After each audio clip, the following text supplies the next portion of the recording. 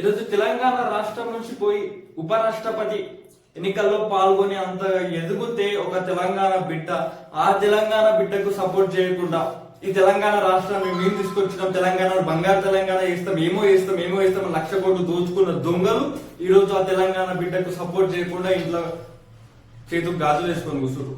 ఇక వాళ్ళెవరో వాళ్ళ పేరు తీసుకుడు కూడా తెలంగాణకు అవమానమే, వాళ్ళ పేరు తీసుకుడు కూడా తెలంగాణకు అవమానించినట్టు అవుతుంది. కాబట్టి వాళ్ళ పేర్లు కూడా నేను తీయను. ఎందుకంటే కేవలం మనకు అర్థమవుతుంది వాళ్ళు కాళేశ్వరం అనే ఒక పెద్ద ప్రాజెక్ట్ 1,00,000 కోట్లు దోచుకు తిన్నారు. కేసీఆర్, హరీష్ రావు ఆయన కాపాడుకోవడానికి. ఇక కేటీఆర్ అయితే చేయని లంగ పనులు లేవు. వాళ్ళ బ్రహ్మర్ది ఫామ్ హౌస్ లో డ్రగ్స్ దొరికినాయి, ఈయన ఫోన్ ట్యాపరింగ్ చేసిండు, ఫార్ములా రేస్ కేసు నడుస్తుంది.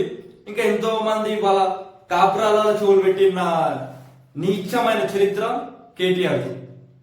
ఇక కవిత లిక్కర్ స్కామ్ సారాదంతా వేసి తెలంగాణ నుంచి బతుకమ్మని చెప్పుకుంటూ పోయి వేరే రాష్ట్రాల సారాదంతా చేసిన ఒక చరిత్ర కవితమ్మది. అంటే ఇక వీళ్ళ ఫ్యామిలీలో ఎవరిది చరిత్ర తీసిన ఒక నీచమైన చరిత్ర, ఒక గలీజ్ చరిత్రనే ఉంటుంది తప్ప ఉంది కూడా ఒక చెప్పుకునే ఒక చరిత్ర ఉండదు. సో అలాంటి నీచమైన చరిత్ర కలుగున్న మనుషులు జైల్లోకి వెళ్లకుండా బయట తిరిగి ఉండాలంటే, వాళ్ళు దోచుకున్న 1,00,000 కోట్లు సేఫ్ ఉండాలంటే వీళ్ళు ఖచ్చితంగా బీజేపీ మోచేతు నీళ్ళు తాగాల్సిన అవసరం ఉండే.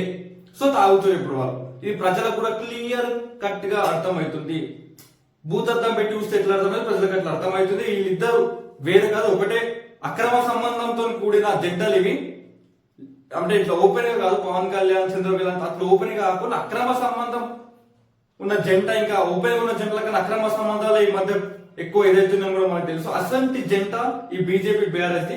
ప్రజలు కూడా దీన్ని ఖచ్చితంగా గమనించాల్సిన అవసరం ఉంది. గమనించి ఈ దొంగలకు బుద్ధి చెప్పాల్సిన అవసరం ఖచ్చితంగా ఉంది.